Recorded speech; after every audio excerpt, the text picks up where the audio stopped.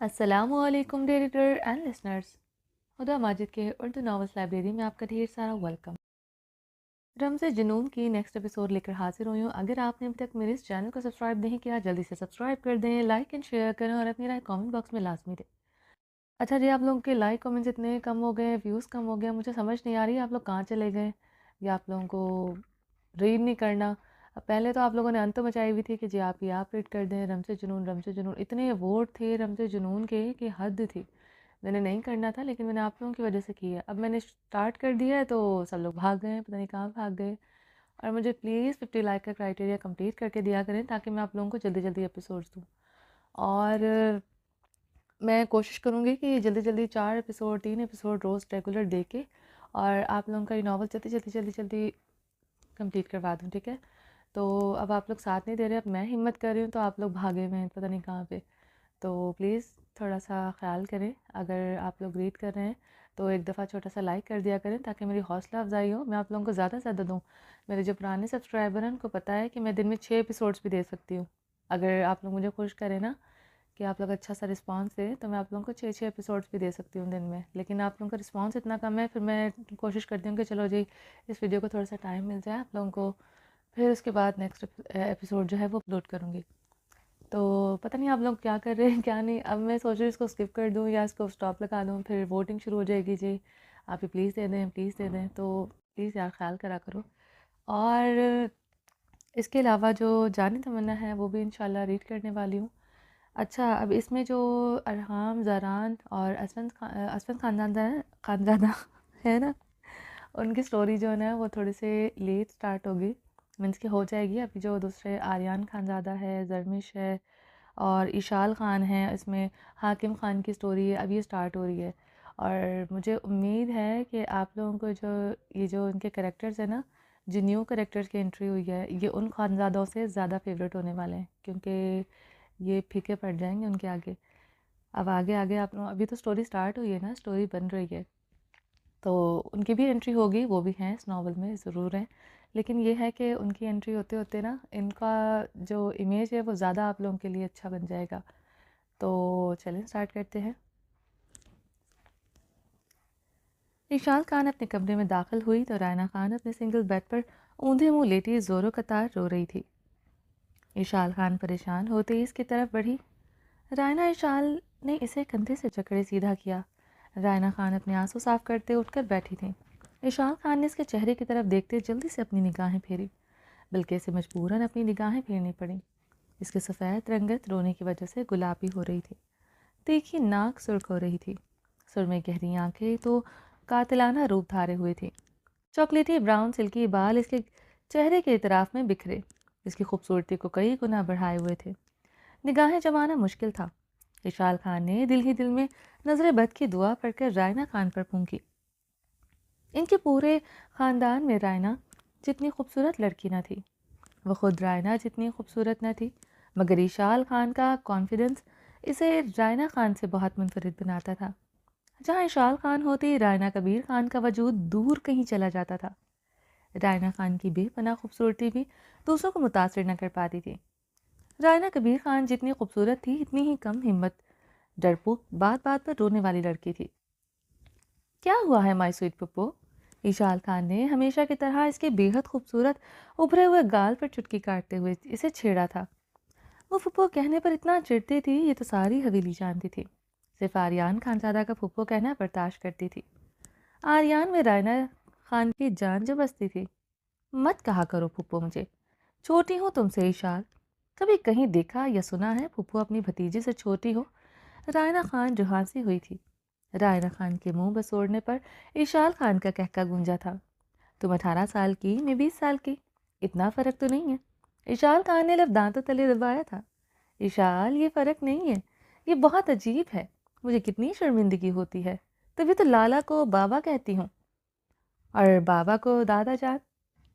تم میری بھتیجی نہیں، میری بہن ہو، یہ کسی کو بھی پتہ نہ چلنے دینا۔ رائنا خان نے التجائیہ لہجے میں اشال خان کے آگے ہاتھ جوڑے۔ اشال خان کے لیے یہ اپنی ہنسی روکنا مشکل ہو رہا تھا۔ رائنا خان کی زندگی کی سب سے بڑی پریشانی کسی کو پتہ نہ چل جائے وہ اس کی پھوپھو ہے۔ اشال مسکراہٹ روکے رائنا خان کو دیکھ رہی تھی، مگر ہمیشہ کی طرح اشال خان کے لبوں سے ہنسی کا فوارہ پھوٹا تھا۔ رائنا خان نروٹھے انداز میں بیڈ سے اٹھتی، اس خوبصورت کمرے کی بڑی سی گلاس ونڈو کے پاس کھڑے ہو کر وہاں سے نظر آتے بلند و بانگ پہاڑوں پر نظریں جما گئی۔ میری پیاری رائنا خان، اس میں شرمندگی کی کیا بات ہے؟ اگر دادا جان اور دادو جان کا اینڈ تک رومانس ختم تھا تو یہ خوشی کی بات ہے۔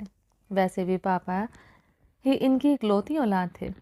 ماما بتاتے ہیں دادا جان اور دادو کو بہت خواہش تھی اللہ انہیں ایک اولاد اور دیتے، مگر اللہ پاک کی طرف سے ان کے ہاں دوسرے بچے کی پیدائش 18 سال بعد ہوئی۔ تو کیا کرتے دادا جان؟ لوگوں کا اور دنیا کا سوچتے آپ کو ابارٹ کروا دیتے۔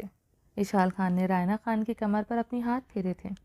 ابارٹ اور رومانس کرنے والی بات پر عنایا کی رنگت سرخ ہوئی تھی۔ تم کتنی اوپنلی بات کرتی ہو اشال، یہ غلط ہے، سوچ سمجھ کر بات کیا کرو، رائنا سرخ چہرے کے ساتھ بولی۔ اچھا یہ غلط ہے، اور یہ غلط نہیں تم جو ہر دوسرے دن رشتے میں میری پھوپھو ہونے پر رونے بیٹھ جاتی ہو۔ حتیٰ کا تم میں بابا جان، دادا جان، آریان سب کی جان بستی ہے، مجھ سے کہیں زیادہ وہ تم سے پیار کرتے ہیں، اشال خان نے منہ بناتے ہوئے جتایا تھا۔ یہ تو ہے، سب مجھ سے بہت محبت کرتے ہیں، رائنا خان نے مدھم سا ہنستے ہوئے کہا۔ اشال خان نے بھیگی آنکھوں سے مسکراتے ہوئے رائنا خان کو دیکھا، جو بے حد معصوم ذرا سی بات پر رونے اور ہنسنے لگ جاتی تھی۔ مگر اون خان مجھے پسند نہیں کرتا، المیر خان تم پر جان چھڑکتا ہے، رائنا خان نے بھیگی آواز میں خود ترسی سے کہا۔ اشال خان نے گہرا سانس لیتے افسوس سے سر ہلایا۔ اون لالا کی عادتیں المیر سے مختلف ہے رائنا، وہ بڑے ہیں سب سے، اس لیے ان کی مزاج میں سختی ہے۔ وہ تمہارے ساتھ ہی نہیں، سب کے ساتھ ہی ایسے ہیں۔ المیر کسی سے نہیں ڈرتا، مگر اون لالا کے سامنے سر نہیں اٹھاتا۔ سردار ہیں اون لالا، سرداروں کے مزاج میں سختی ہوتی ہے۔ اشال خان نے رائنا خان کو ہمیشہ کی طرح سمجھایا تھا، لیکن اشال، اون خان کو دیکھ کر میرا دل لرزنے لگ جاتا ہے۔ ذرا سی چادر میرے سر سے سرک جائے وہ مجھے کیسے گھور کر دیکھتا ہے، جیسے میرا قتل کر دے گا۔ سنا ہے وہ بہت سخت ہے، اپنی بہن زرمان کو بہت مارا تھا، وہ اپنے ملازم سے بات کر رہی تھی۔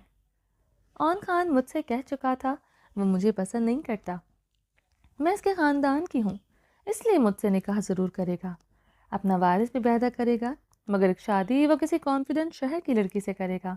رائنا کی بات پر اشال خان نے بے یقینی سے اس کی طرف دیکھا تھا۔ یہ اون لالا نے کہا تم سے؟ اشال نے بے یقینی سے پوچھا۔ رائنا خان روتے ہوئے اس بات میں سر ہلایا تھا۔ ایسا نہیں ہو سکتا، اون لالا کی عادت ہے اس طرح کی باتیں کرنے کی، وہ صرف تمہیں زیر کر کے رکھنا چاہتے ہیں۔ تم کانفیڈنٹ طریقے سے آگے جواب دیا کرو، دیکھنا وہ تمہیں کچھ نہیں کہے گا، رہنے دو تاکہ وہ اپنی سرخ آنکھوں سے ہی مجھے نگل لیا، کیا پتا مجھے اپنی پسٹل کی گولیوں سے بھون ڈالے۔ رائنا خان نے جھرجھری لیتے کہا، تمہیں کوئی کچھ نہیں کہہ سکے گا، میں رہوں گی ہنا ہمیشہ تمہارے ساتھ۔ اشال خان رائنا خان کے ساتھ شدت سے لپٹی تھی۔ ہاں مگر تم میرے ساتھ وہاں ایک کمرے میں تو نہیں ہوگی، کون بچائے گا مجھے اس اون بڑی بڑی مونچھوں والے سرخ آنکھوں والے سردار سے؟ رائنا خان نے اپنی بڑی بڑی آنکھیں چپکاتے پوچھا تھا۔ اشال خان پر ایک بار پھر ہنسی کا دورہ پڑا تھا۔ رائنا خان نے بھیگی آنکھوں سے اسے گھور کر دیکھا۔ کیا کروں رائنا، ہنسوں نہیں تو کیا کروں؟ اب اپنی سہاگرات والے دن المیر کو چھوڑ کر تمہارے کمرے میں تو نہیں آ سکتی۔ المیر میری جان لے لے یا نہ لے، اون لالا ایسی دن مجھے اپنی حویلی سے نکال کر باہر کر دیں گے۔ وہ کسی صورت اشال فارس المیر خان سے دستبردار نہیں ہو سکتی۔ المیر خان زیادہ جنون ہے اشال خان کا، اشال خان نے جنونی انداز میں کہا۔ رائنا خان گہرا سانس لیتے رخ موڑ گئی تھی۔ اچھا یہ بتاؤ رو کیوں رہی تھی؟ کسی سہیلی نے آج تمہیں لفٹ نہیں کروائی؟ کون بے وقوف ہو گئی؟ اشال خان نے مسکراہٹ دبائے رائنا خان کے مقابل آتے پوچھا۔ زرگمانہ مجھ سے زیادہ اس مزلہ کو اہمیت دے رہی تھی۔ اب بتاؤ، اس کی بیسٹ فرینڈ تو میں ہوں نا؟ رائنا خان نے دکھی داستان کے ساتھ اشال مجبوراً سر ہلاتے سن رہی تھی۔ زرگمانہ مزنہ یہ تم لوگ مجھے کہاں لے کر آگے ہو؟ رائنا خان نے سوات کے بازار میں داخل ہوتے پریشانی سے کہا۔ پچھلے 2 دن سے تو تمہیں بتا رہا ہے، ہم بازار گھومنے جائے گا۔ دیکھو رائنا، تم اپنا مرضی سے آیا ہے، اب خدا کا واسطہ یہ رو دھو کر ہمارا مزہ خراب نہ کر دینا۔ مزنہ چڑھتی ہوئی بولی تھی۔ باقی ساری سہیلیاں ہنس پڑی تھی۔ وہ تو ٹھیک ہے، مگر میرا دل گھبرا رہا ہے یہاں یہاں کتنے مرد ہیں، اور بابا سے جھوٹ بولا ہے کہ میں زرگمانہ کے گھر جا رہی ہوں۔ مجھے اب گھبراہٹ ہو رہی ہے، رائنا نے گھبراتے ہوئے کہا۔ وہ سب ایک دوسرے کو دیکھتی غصے سے آگے بڑھ گئی تھی۔ تمہیں کہا بھی تھا زرگمانہ رائنا کو مت لانا ساتھ میں، اب ایسے ہی رونا شروع کر کے سارا مزاق خراب کر دے گی۔ ان کی ایک سہیلی غصے سے زرگمانہ کو سنا رہی تھی۔ رائنا لب کاٹتے ہوئے ان کے ہم قدم ہوئی تھی کہ اس کا بیگ میں پڑا موبائل بج اٹھا تھا۔ رائنا نے موبائل نکال کر نمبر دیکھا، اس کی رنگت فک ہوئی تھی۔ موبائل پر اون خان کا نمبر جگمگا رہا تھا۔ رائنا نے یس کرتے کپ کپاتے ہاتھ سے فون کان سے لگایا۔ ہیلو رائنا۔ رائنا نے خشک حلق تر کرتے بمشکل کہا۔ کہاں ہو؟ اون کی گرجدار آواز پر رائنا نے اپنے چکراتے وجود کو بمشکل سنبھالا تھا۔ میں وہ زرگمانہ کے گھر، رائنا خان نے بمشکل جواب دیا۔ کس کی اجازت سے گئی؟ اون نے گرجتے ہوئے پوچھا۔ بابا نے اجازت دی، رائنا نے روتے ہوئے جواب دیا۔ لائن پر دوسری طرف موجود اون خان کے سرخ چہرے پر ناگواری چھائی تھی۔ اس کا فون میں گھس کر ہی رائنا خان کے بخیے ادھیڑنے کا دل کر کیا تھا۔ آ رہا ہوں تمہیں لینے، وہ کہتے فون بند کر گیا۔ رائنا خان کی ہتھیلیاں پسینے سے بھیگی تھی۔ وہ سوات کے بازار میں تھی اور زرگمانہ تو اس کے ساتھ تھی۔ رائنا خان نے گہرے سانس لیتے اپنی سانس بحال کی تھی۔ دوسرے لمحے وہ جلدی سے اس بازار سے نکل آئی تھی۔ وہ روتے ہوئے تیز تیز قدموں سے زرگمانہ کے گھر کی طرف جا رہی تھی، جو اسے نہیں پتا تھا کس طرف ہے، مگر اون کا خوف اس کی جان نکالے جا رہا تھا۔ وہ سیاہ چادر میں لپٹی سوات کی سڑکوں پر بھاگ رہی تھی، ایک دم وہ ایک گاڑی کے ساتھ ٹکرا گئی۔ گاڑی ٹوٹے پھوٹے روڈ کی وجہ سے کافی سلو چل رہی تھی، مگر پھر بھی وہ گاڑی کی بونٹ سے ٹکراتے دور جا گری۔ گاڑی میں بیٹھا حاکم خان جلدی سے گاڑی سے اترتا چادر میں لپٹی لڑکی کی طرف بڑھا، جو سڑک پر بیٹھی زوروں کا تار رو رہی تھی۔ معاف کیجیے گا، بھاگتی آ رہی تھی۔ حاکم خان نے اس کے قریب پنجوں کے بل بیٹھتے معذرت خواہ الفاظ کہے۔ رائنا نے روتے ہوئے حاکم خان کی طرف دیکھا۔ حاکم خان اس کی بے پناہ خوبصورتی اور معصومیت پر چونکا تھا، مگر وہ مسکراتے ہوئے سر چٹک گیا۔ اشال خان سے زیادہ بھلا کوئی عورت خوبصورت ہو سکتی تھی؟ رائنا خان کراہتے ہوئے اٹھی۔ آپ نے جہاں جانا ہے میں چھوڑ دیتا ہوں۔ حاکم خان کی بات پر رائنا خان نے اسے ایک پل کے لیے دیکھا تھا۔ دوسرے پل اون کی گرج یاد آئی تھی۔ وہ کسی بھی پل زرگمانہ کے گھر پہنچنے والا تھا۔ اگر وہ اسے ادھر نہ ملتی تو جانے اس کے ساتھ کیا سلوک کیا کرے گا۔ وہ بری طرح گھبرائی تھی۔ آپ مجھے زرگمانہ کے گھر چھوڑ سکتے ہیں؟ رائنا نے معصومیت سے کہا۔ کون زرگمانہ؟ حاکم خان نے مسکراہٹ دبائے پوچھا تھا۔ وہ جتنی خوبصورت اور معصوم تھی ہی اتنی ہونک لگ رہی تھی۔ ڈری سہمی کپ کپاتی ہوئی۔ وہ زرگمانہ میری سہیلی، اس کے بابا کا نام یاسین خان ہے، یاسین فریدون خان۔ رائنا خان نے زرگمانہ کے باپ کا پورا نام بتایا۔ ہاں اچھا، حاکم خان نے استباط میں سر ہلایا۔ حاکم خان کی حویلی یہاں سے اچھی خاصی دور تھی۔ وہ تو اشال کی وجہ سے آج کل یہاں پایا جاتا تھا، مگر اسے یاسین خان کا پتہ تھا۔ ٹھیک ہے، مجھے جلدی سے چھوڑ دیں۔ رائنا خان گاڑی کی طرف بڑھتے اگلی طرف کا دروازہ کھول کر گاڑی میں بیٹھ گئی۔ حاکم خان اسے اگلی سیٹ پر بیٹھتے دیکھتے حیران ہوا تھا۔ یہ سوال تھا، یہاں کی عورت کب سے کسی مرد کے ساتھ اکیلے میں گاڑی میں بیٹھتی تھی، وہ بھی فرنٹ سیٹ پر۔ وہ اس کی دیدہ دلیری پر متاثر ضرور ہوتا، مگر اس کا ڈرا سہما روپ اسے بتا رہا تھا وہ اس وقت اپنے حواس میں نہیں ہے۔ حاکم خان رائنا خان پر گہری نگاہ ڈالتے ہوئے گاڑی میں بیٹھا۔ رائنا خان حاکم خان کے جسم سے اٹھتی تیز مہک سے اب چھپ سی گئی تھی۔ وہ کبھی فارس خان اور کبیر خان کے علاوہ کسی کے ساتھ اگلی سیٹ پر نہیں بیٹھی تھی۔ اون خان تو اسے پچھلی سیٹ پر بٹھاتا تھا۔ میں پیچھے بیٹھتی ہوں، رائنا نے خفت سے کہتے دروازے کی طرف ہاتھ بڑھایا۔ بیٹھی رہیں۔ حاکم خان نے ہاتھ نرمی سے اس کے ہاتھ کو چھوئے تھے۔ رائنا خان سرخ ہوتے نسلیں چکا گئی تھی۔ حاکم خان کی گاڑی کا رخ اب یاسین خان کے گھر کی طرف تھا۔ رائنا خان اس دوران مسلسل لبوں پر ورد جاری رکھے ہوئے تھی۔ حاکم خان رائنا خان کو دیکھتے منہ پر ہاتھ رکھے ہنس پڑا تھا۔ رائنا خان نے حاکم خان کے ہنسنے پر اسے گور کر دیکھا۔ حاکم خان نے سائڈ مرر میں اس کا چہرہ دیکھتے بمشکل ہی اپنی ہنسی روکی تھی۔ وہ اپنی سرمئی گہری آنکھوں سے اسے گھور رہی تھی، مگر وہ اس کی گھوری سے کیا ڈرتا۔ اس کا معصوم ہونک زدہ ڈرا سہما چہرہ اسے ہنسنے پر مجبور کر رہا تھا۔ ویسے آپ کا نام کیا ہے؟ حاکم خان نے مسکراہٹ دبائے پوچھا۔ मैं अपना नाम क्यों बताऊं आपको? रायना खान बेरुखी से मुंह मोड़ गई थी। हाकिम खान सीधे होते संजीदा हुआ था। वो इसके हंसने का सच में बुरा मना गई थी। बताना तो चाहिए, मैं आपकी मदद कर रहा हूँ, अपने मसीहा को नाम बताने में कोई हर्ज नहीं। हाकिम खान ने चेहरे पर बला की मासूमियत जताई थी। मसीहा हो या कोई भी, इशाल खान कहती है बाहर के मर्दों को कभी अपना नाम नहीं बताते, ना इनसे मदद मांगते हैं। राना खान ने संजीदगी से कहते हाकिम खान की मालूमात में इजाफा किया। हाकिम खान इशाल खान के नाम पर तो चौंका था, मगर इस वक्त इसकी पूरी तवज्जो राना खान की मासूमियत अपनी तरफ मतबूजल करवाए हुई थी। एक अजब सी पुरकशिश इसकी लड़के की तरफ महसूस कर रहा था। शायद इसने इतनी मासूम कभी देखी ना थी। मगर आपने मुझसे तो मदद ले ली है, ये तो बहुत गलत किया आपने। हाकिम खान ने संजीदगी से कहते सर नफ़ी में हिलाया। रायना खान हाकिम खान की बात पर सिसकियों से रोना शुरू हो गई थी। हाकिम खान यकदम इशाल परेशान होते गाड़ी रोक गया था। देखिए, मैं ऐसा कह रहा था, आपने जो कुछ गलत नहीं किया। हाकिम खान ने इसे जोरों कतार रोते हुए देखते वजाहत दी। मैंने गलत किया, मैं जानती हूँ, मगर ओन खान से मुझे डर लगता है, वो मुझे जान से मार डालेगा अगर इसे पता चल गया मैं जरगमाना के घर नहीं थी, बल्कि बाजार अपनी सहेलियों के साथ घूमने गई थी। ओन खान के फ़ोन आने पर मैं बाजार से भागते हुए आ रही थी, आपकी गाड़ी से टकरा गई। आपको खुदा का वास्ते है, मुझे जरगमाना के घर छोड़ दें प्लीज़। रायना रोते हुए हाकिम खान के सामने अपने दोनों हाथ जोड़ गई थी। ऑन कौन? हाकिम खान ने इसके रोने पर संजीदगी से पूछा।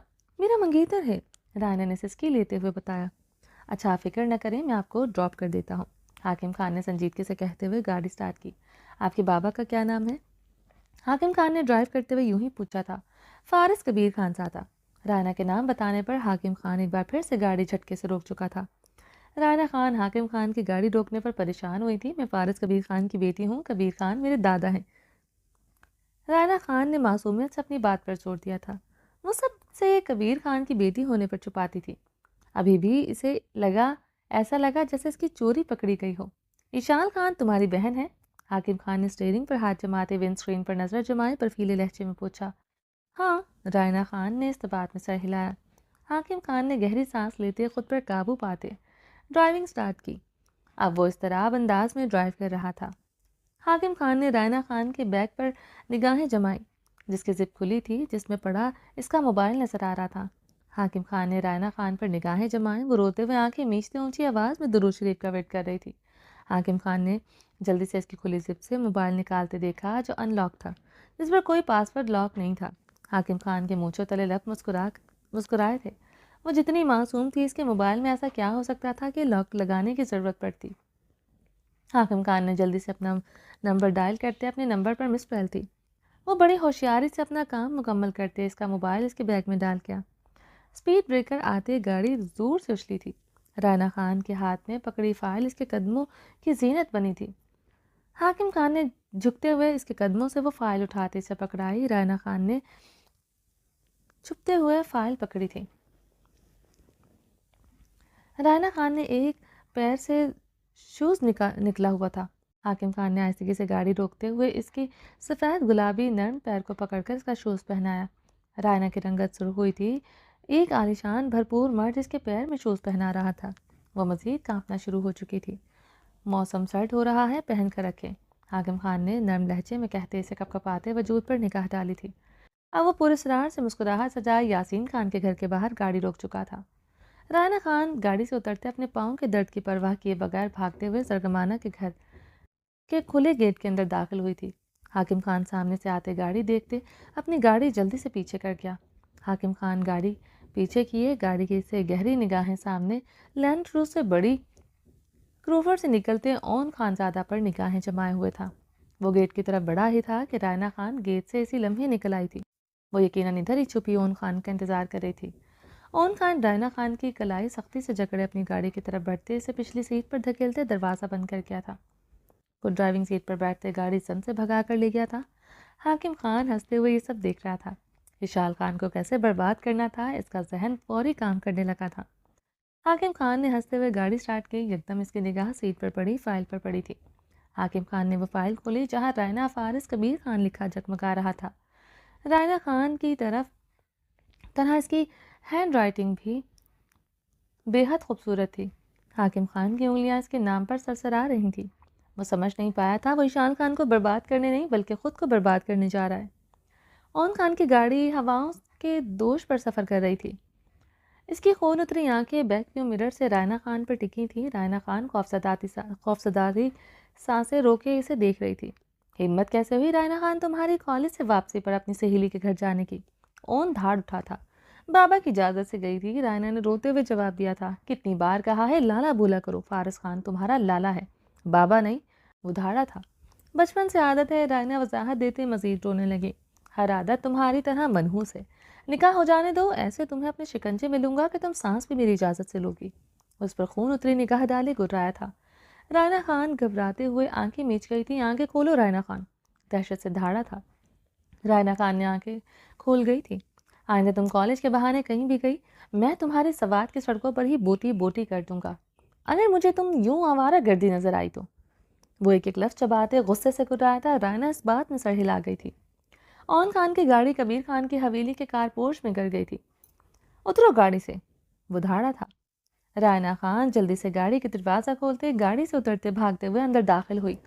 اون خان زیادہ غصے سے گاڑی سٹارٹ کرتے کبیر خان کی حویلی نکل آیا تھا۔ رائنا خان روتے ہوئے اپنی عالیشان حویلی کے لاؤنج میں داخل ہوئی۔ فارس خان ہڑبڑاتے ہوئے صوفے سے اٹھا تھا۔ شازمہ خان بھی گھبراتے ہوئے صوفے سے اٹھی تھی، مگر فارس خان نرمی سے اسے صوفے پر بٹھا گیا۔ شازمہ خان پیٹ پر ہاتھ رکھتے گہرا سانس بھرتے صوفے پر بیٹھی تھی۔ شازمہ خان کو رائنا اشال کی طرح ہی پیاری تھی، ماں بن کر پالا تھا اسے۔ اشال خان اور 10 سالہ آریان خانزادہ بھی پریشان ہوا تھا۔ اپنی پھپھو رائنا خان میں اس کی جان بستی تھی۔ اسے روتا دیکھ کر اس کی سبز آنکھوں میں غصے کی لہر نمایاں ہوئی تھی۔ بابا، رائنا خان روتے ہوئے فارس خان کے سینے میں سمائی تھی۔ ہے میرا بچہ، میری جان کا ٹکڑا، کیا ہوا؟ کیوں اتنا رو رہی ہو؟ فارس خان پریشانی سے بولا۔ بابا، میں آپ کی اجازت سے زرگمانہ کے گھر گئی تھی۔ اون خان کو کیا مسئلہ ہے؟ وہ مجھے دھمکیاں دیتے لایا ہے، کہتا ہے وہ میری بوٹی بوٹی کر دے گا، آئندہ میں اسے آوارہ گردی کرتی نظر آئی تو۔ وہ روتے ہوئے فارس خان کے سینے میں سمائی تھی۔ فارس خان کا رکا ہوا سانس بحال ہوا۔ سب کے چہروں پر مسکراہٹ چھائی تھی۔ اشال خان ہنستے ہوئے صوفے پر بیٹھ چکی تھی۔ وہ تمہیں لے کر پوزیسو ہے، منگیتر ہے، تمہارا اس لیے ایسا کہتا ہے، ورنہ وہ سچ میں تھوڑی نہ تمہاری بوٹی بوٹی کر دے گا۔ فارس خان نے مسکراتے ہوئے کہا، اگر کر دی تو کیا کریں گے آپ سوائے مجھے دفنانے کے؟ رائنا روتے ہوئے بھڑکی تھی۔ رائنا فارس خان غصے سے گرجا تھا۔ رائنا خان نے اسے الگ ہوتے انہیں شکوا کی نگاہوں سے دیکھا۔ آئندہ ایسی بات مت کرنا، تمہارے اور اشال میں میری جان بستی ہے، فارس خان نے لب کھینچے کہا تھا۔ بابا، میں جان 3 سالہ رشنا خان فارس خان کے ٹانگوں سے لپٹی تھی۔ ہاں، تم تینوں میری جان ہو۔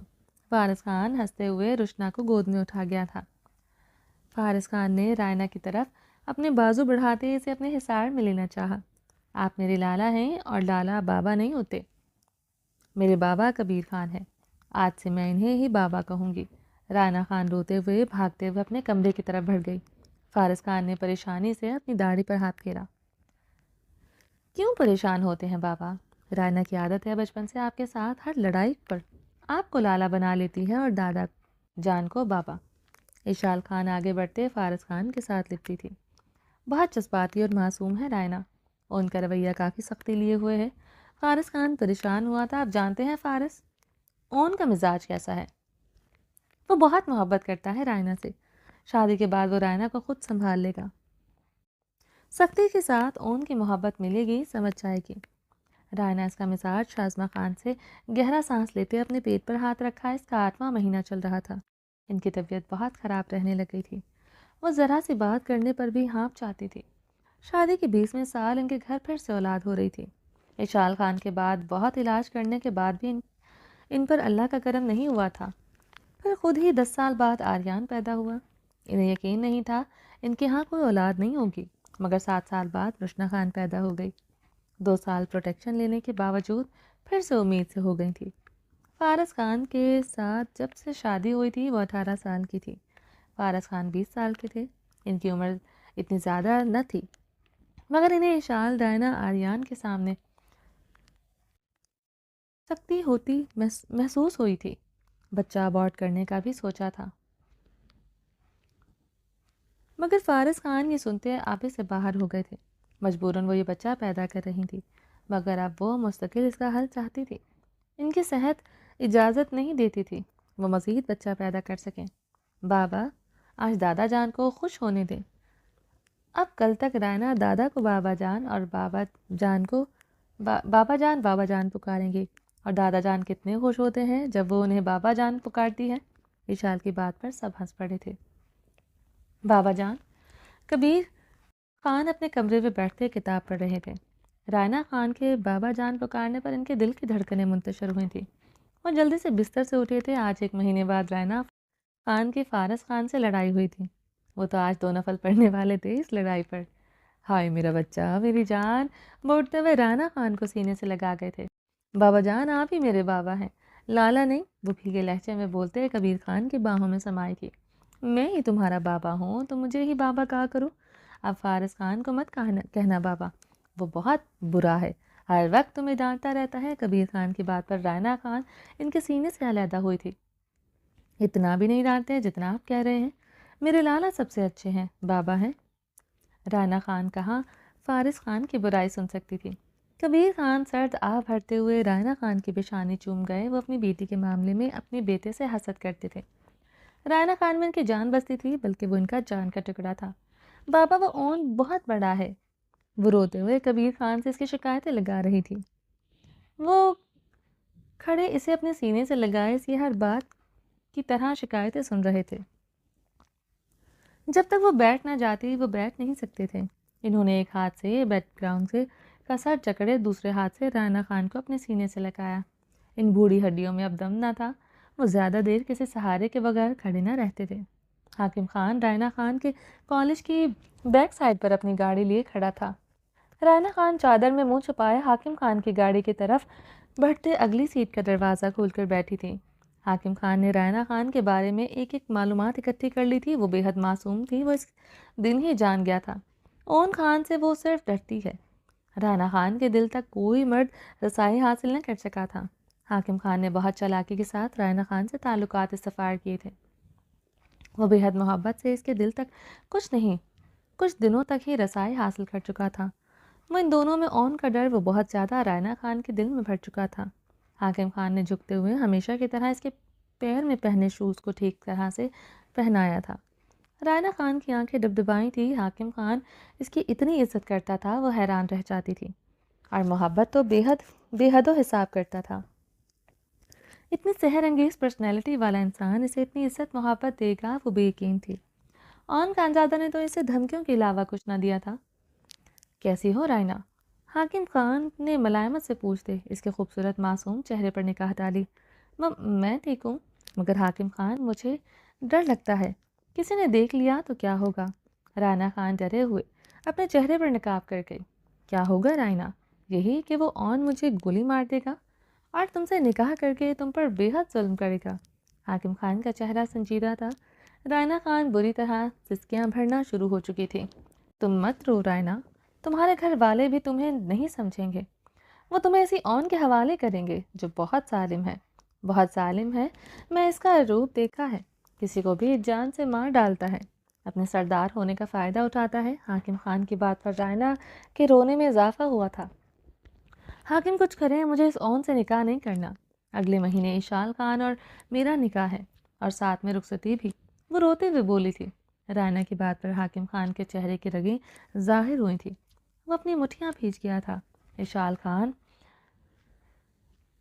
اہر کے مردوں کو کتے سے کم نہیں سمجھتی، بھونکنے والے کتے تو پتھر تک مار دیتی ہے۔ پھر مجھ پر چلانے کا حق صرف المیر خانزادہ کو ہے، تم جیسے بغیرت کو نہیں۔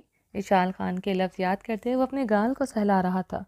اشال خان نے تھپڑ مارا تھا۔ نکاح کرو مجھ سے ابھی اور اسی وقت۔ حاکم خان کی بات پر رائنا خان کا وجود سلسلوں کے ساتھ میں آیا تھا۔ یہی وقت ہے، مجھ سے نکاح کرو۔ نکاح کرنے کے بعد اون کچھ نہیں کر سکے گا، اور نکاح کے بعد میں تمہارے گھر والوں کو منا لوں گا۔ حاکم خان سرد سپاٹ لہجے میں بول رہا تھا۔ مگر میں کیسے دھوکہ دے سکتی ہوں بابا جان اور دادا جان کو؟ رائنا شدت سے رو دی تھی۔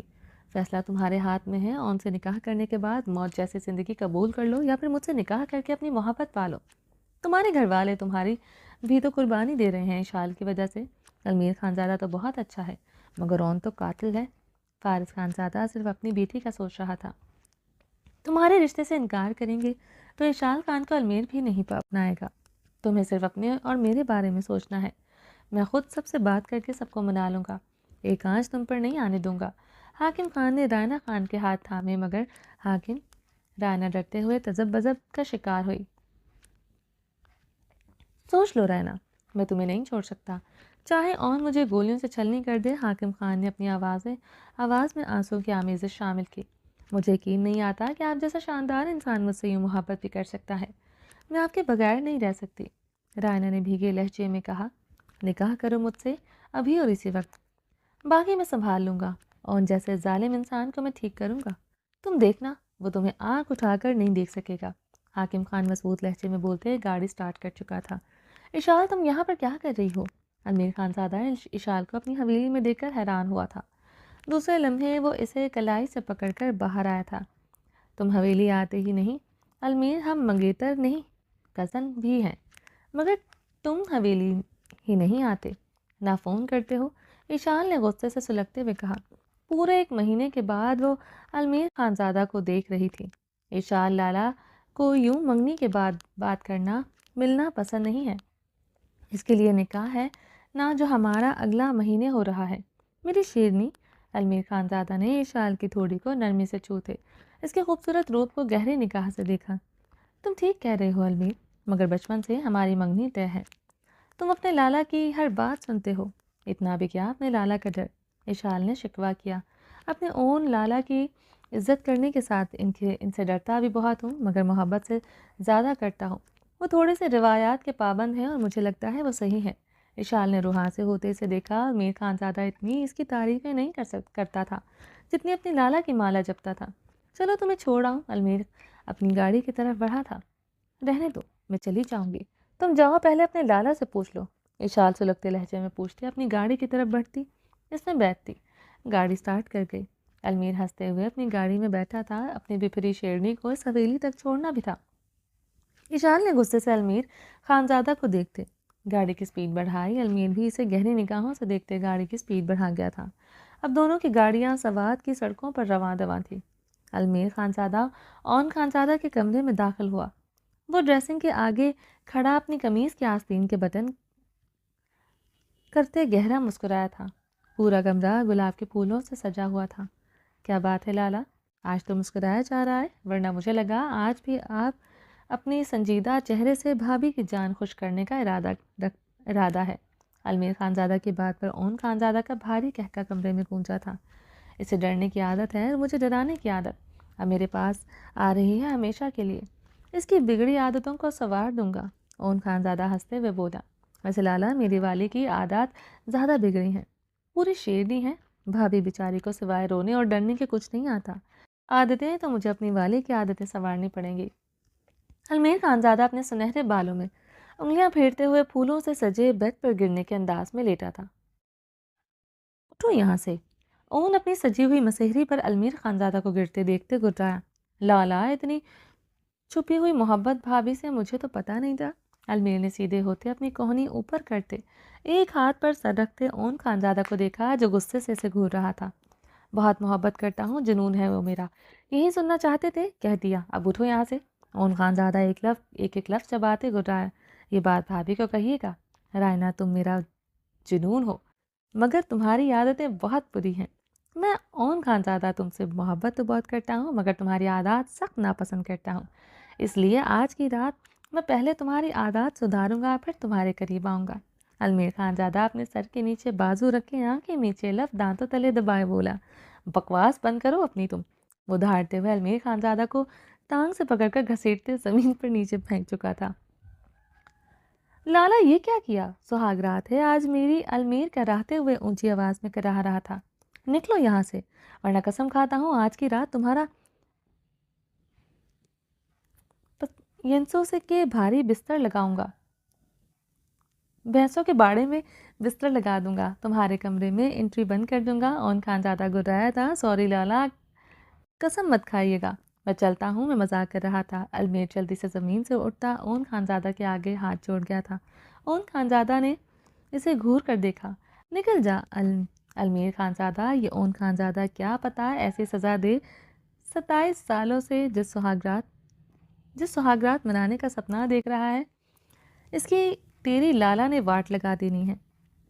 وہ شرارتی انداز میں بولتے تیزی سے کمرے سے نکل گیا تھا۔ المیر کے جانے کے بعد اون خانزادہ ہنس پڑا تھا۔ وہ گرنے کے انداز میں پھولوں کے سجے بیڈ پر گرتے آنکھیں میچ گیا۔ آئی لو یو رائنا خان، وہ گمبھیر آواز میں بولتے بند آنکھوں سے مسکرایا تھا۔ حاکم خان رائنا خان کو اپنے خوبصورت سے بنگلے میں لے کر آیا تھا۔ آج رائنا خان اور اشال خان کی بارات تھی۔ نکاح تو وہ 1 ماہ پہلے ہی کر چکا تھا، مگر آج وہ اسے اپنے بنگلے میں لے کر آیا گیا تھا۔ آج رائنا خان کے ساتھ اس کا سہاگرات منانے کا ارادہ تھا، تاکہ واپسی کا کوئی راستہ رائنا کے پاس نہ بچے۔ حاکم خان نے اسے کمرے میں لاتے اس کے سر سے نرمی سے چادر اتاری۔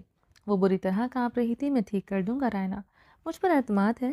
حاکم خان نے اس کے خوبصورت چہرے کو گہری نگاہوں سے دیکھتے پوچھا۔ ہے یقین؟ رائنا نے نظریں جھکائے بھیگے سے لہجے میں کہا۔ تو یہ جلدی سے پہنو، آج مجھے تمہیں مکمل طور پر پانا ہے۔ حاکم خان نے گمبھیر لہجے میں کہتے اسے ریڈ کلر کا لہنگا بلاؤز پکڑایا۔ پہلے بابا لالا سے بات کر لیتے، انہیں منا لیتے۔ رائنا خان نے روتے ہوئے کہا۔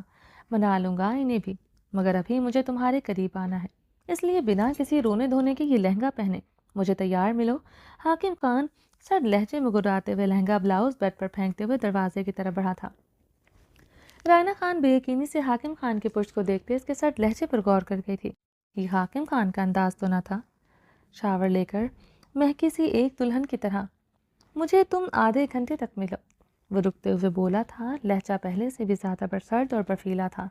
رائنا خان نے گہرا سانس لیتے لہنگا بلاؤز کی طرف دیکھا تھا۔ دوسرے لمحے وہ لہنگا بلاؤز بیڈ سے اٹھائے واش روم کی طرف بڑھی تھی۔ شاور کھولتے وہ مادمی انداز میں رو پڑی تھی۔ چلیں جی، باقی کا نیکسٹ ایپیسوڈ میں کنٹینیو کریں گے۔ امید ہے آپ کو یہ ایپیسوڈ پسند آئی ہوگی۔ چینل کو سبسکرائب نہیں کیا تو جلدی سے سبسکرائب کر دیں، لائک اینڈ شیئر کریں اور اپنی رائے کامنٹ باکس میں لازمی دیں، اور ویڈیو کو لائک کر دیں، آپ لوگ بھول جاتے ہیں۔ چلیں جی، اپنا ڈھیر سارا خیال رکھیے گا، دعاؤں میں یاد رکھیے گا۔ اللہ حافظ۔